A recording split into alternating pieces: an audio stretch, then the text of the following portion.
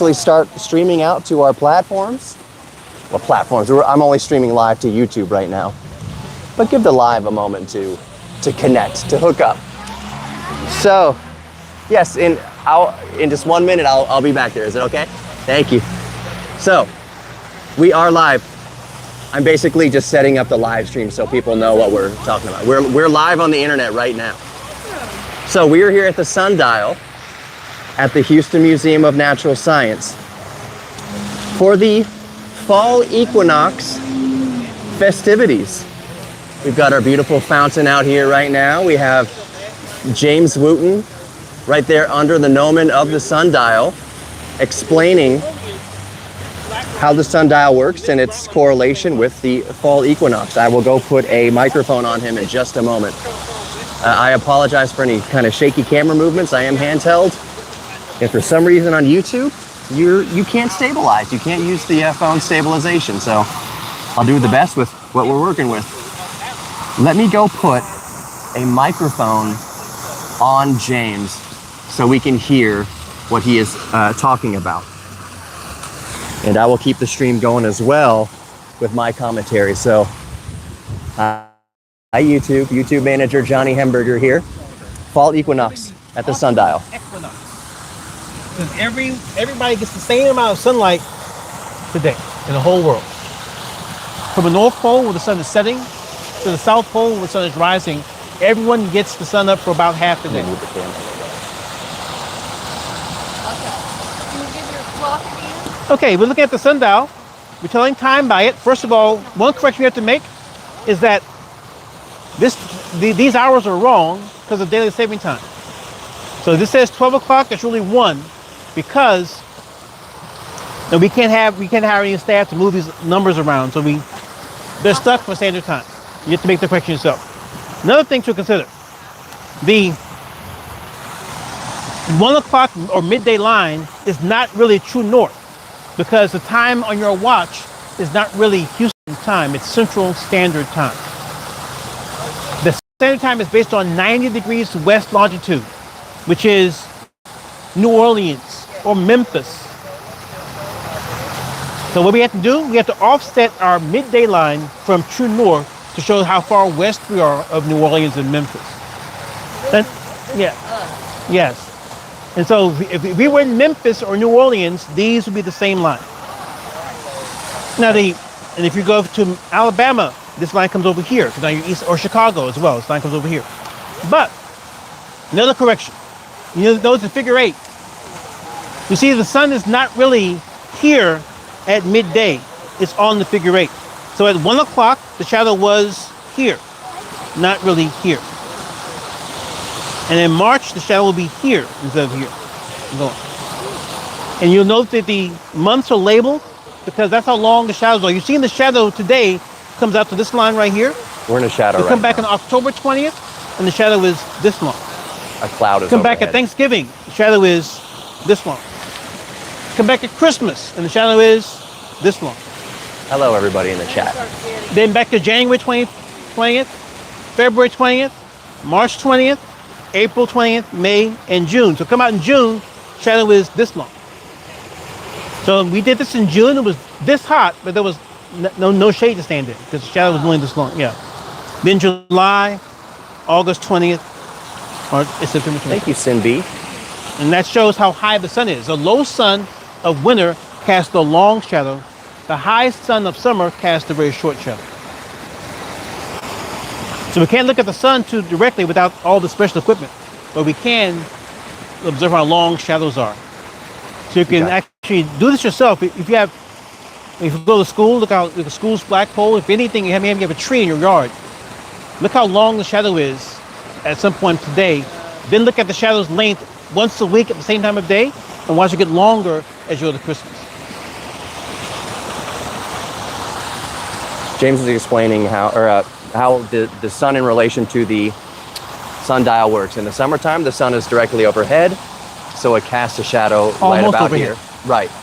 And then as the sun goes lower down in the horizon over, say wintertime, it casts a longer shadow that correlates to these marks further along in the sundial. Yeah.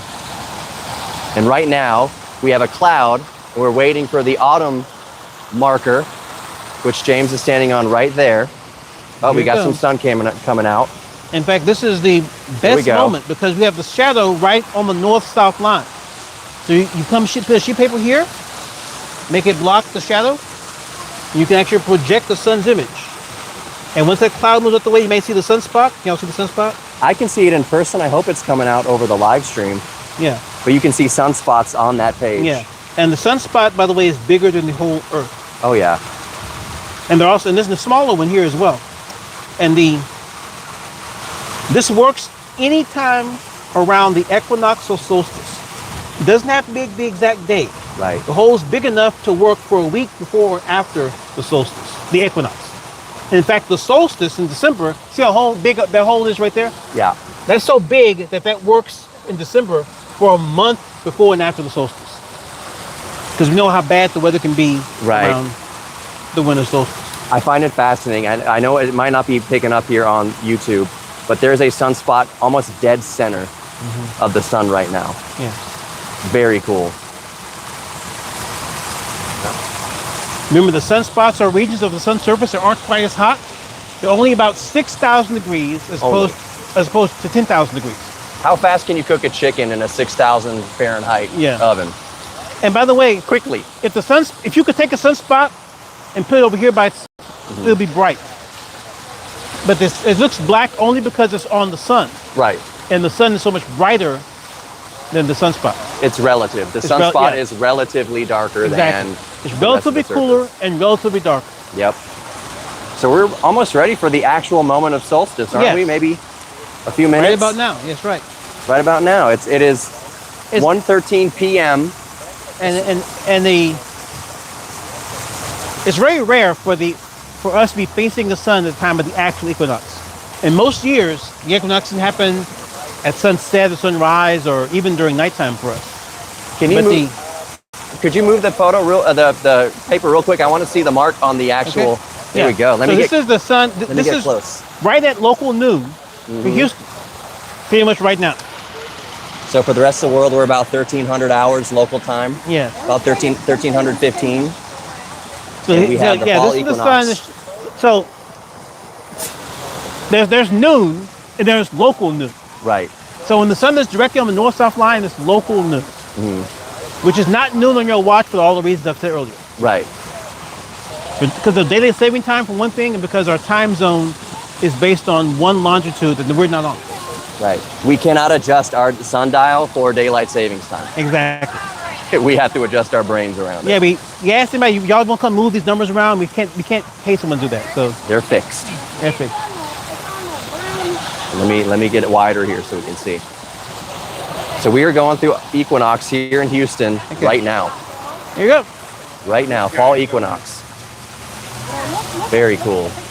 And that sun right there means it's local noon. It's just that this year, the equinox almost coincides with our local noon. That didn't happen almost ever. Can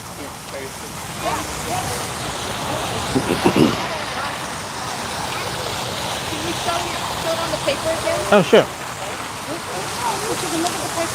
Yeah, we've been moving the this paper is the back best time to do it. It's shining right. Exactly right through. Cindy, I don't know when you asked that comment. And the middle hole is the one that's working right now. A moment ago, we did move the paper, and we'll move it again. Get closer, we can get your picture. Mind getting closer to the shadow? And what do you think is bigger, a sunspot or the Earth? And she turned away.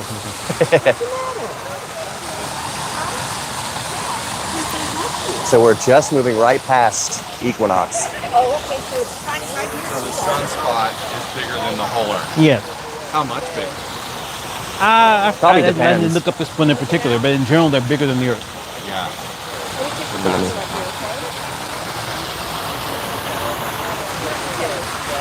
And I'm gonna go stand in frame also. So if you have anything white, you can do this. Let the sun lift or lower the focus. You'll see if there are any sunspots, and I see two sunspots on the sun. One really big one and one that's not quite as sharp. The one big one, the sharp one's in the middle, and off to my right is a little bitty one. There's a little speck, Oh, yeah, I see dead it. center. That's the sunspot. That's the sunspot. Yeah. And the sunspot, by the way, is bigger than the Earth. Yep. It's dark because it's not quite as hot. The sun's about 10,000 degrees to the surface. Thank you, Cindy. Sunspots are only about 6,000 degrees. Yeah. But that's hot, but not as hot as the rest of the sun. In fact, if I could scoop the sunspot off, put it over here, it would be bright. Because it's on the sun, it looks dark. And you can do this every year around the equinox or the solstice. Keep in mind that it doesn't have to be exact. You can do this tomorrow. Although the equinox is today, this will work tomorrow and on Wednesday and Thursday. Okay. Because we know how bad the weather is. It's designed to work for a few days before and after. It also worked this past weekend. And if you look at the one in the middle is the one working right now. The one on top is for the lowest sun in December. And that one is good for a month before and after this equinox. That's another thing. Look at these lines that go across like this. They're marked by months. And that's because that's how long the shadow is. So a month ago, the shadow was that long. But a month from now, the shadow is going to be this long. And come out here around Thanksgiving, the shadow is this long. Come at Christmas, shadow is this long. Yes, it is Monday. January in the United 25th. States. February, March. 1317 Yes. by global time. Oh, thank you. 1:17 p.m. And by the way, we have a huge Freedom cloud coming time. up, so you should look now if you want. So here we have the new line. This is the north-south line. It's always best when the shadow is on this line. So we're now just past the peak. You're moving past the line. This line is the one for, actually, it says noon, but it's really 1 because the daylight saving time. We can't correct the daylight saving time on the sundial. And also, we have to offset the noon line from this because we're not in New Orleans. Our time is Central Standard Time. It's based on 90 degrees west, which is where New Orleans and Memphis are, not where we are. So we have to offset midday from true north to correct for that. I don't mean to talk over James. If you were in Alabama or Chicago, this line will come to this side because My best friend they're on the other side. lives in Gold Coast, and he's currently on a road trip through the Outback. Okay, so you have a huge cloud. He was at covering the Aries sun Rock now. yesterday. So you Very have cool. to see the peak. And you can do this, by the way, every year around the equinoxes and the solstices. That's March, June, September, and December. And the one in December is good enough to work for a month from late November all the way to late January because of how bad the weather can be in wintertime in Houston.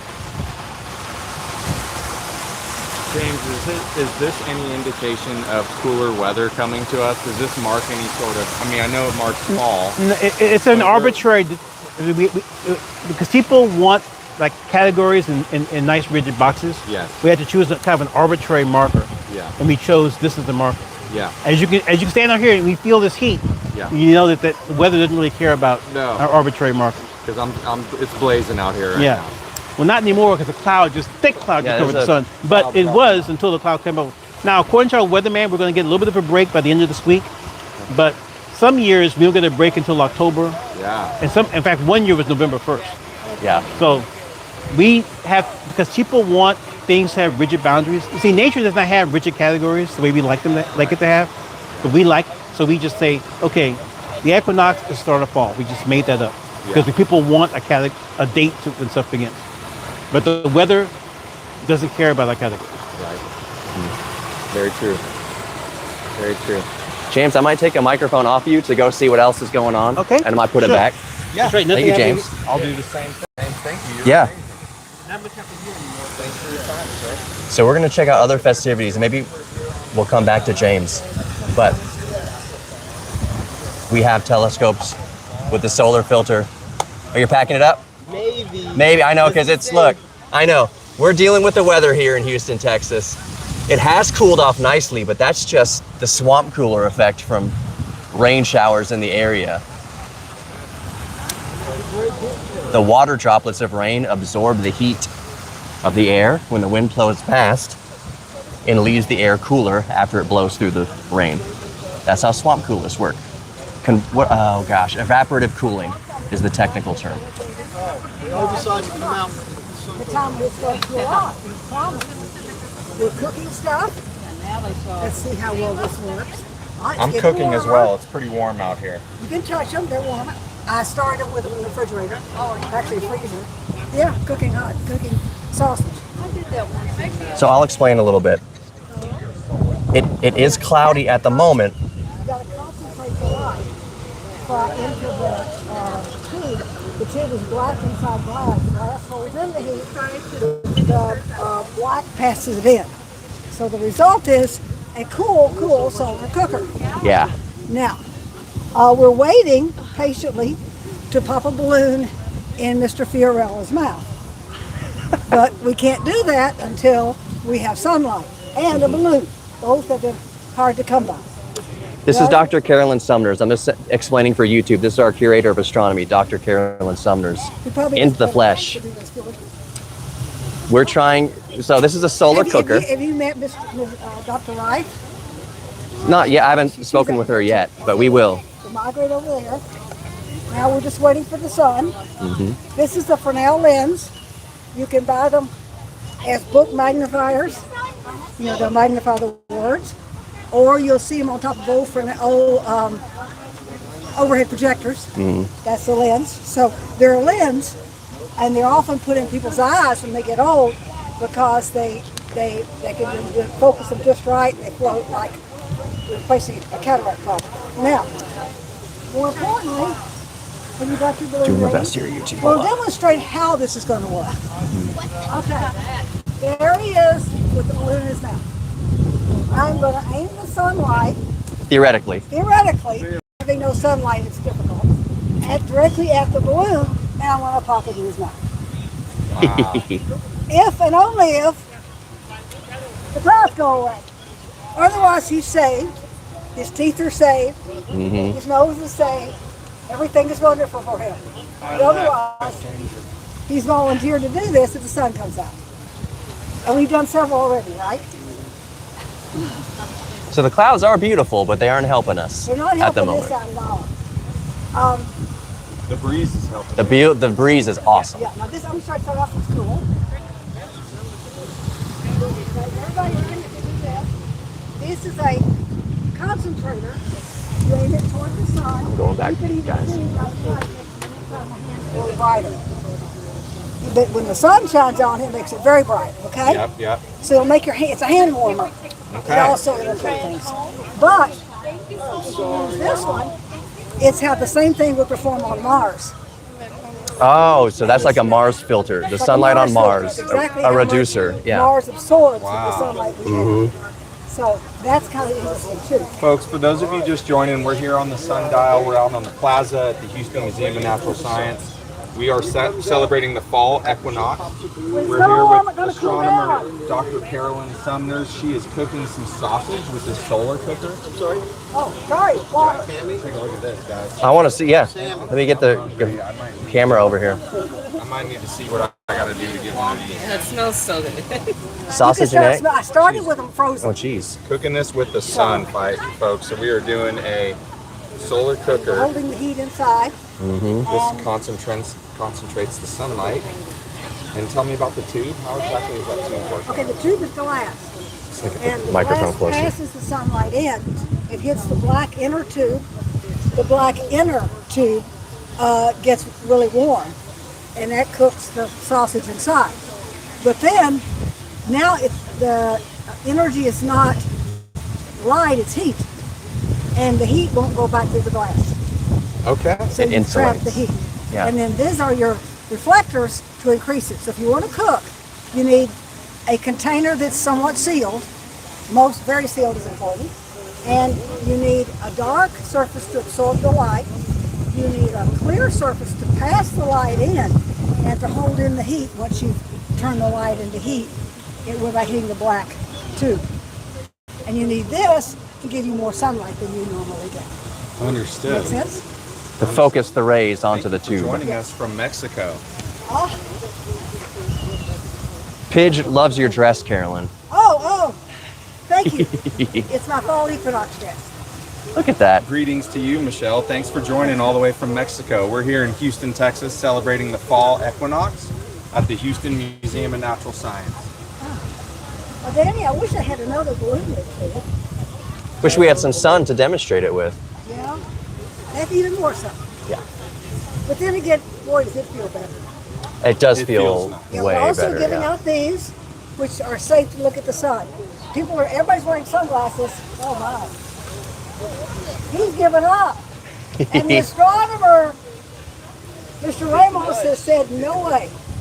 He wants to get that gear out of harm's way with the rain. But when the sun was out, he did have, effectively, one of these filters over his camera, a solar filter, so you can look at the sun without it turning into a death ray. Now right there we have one of our volunteers from the observatory actually came over. That's Charles. And Charles is operating a sun spotter. And then beyond that, you have Dr. Rice from Rice University. And she is experimenting with, I'll show you, this is cool. Follow me. Yeah, let's go over there. We're gonna go check this out. I could point, let's just go.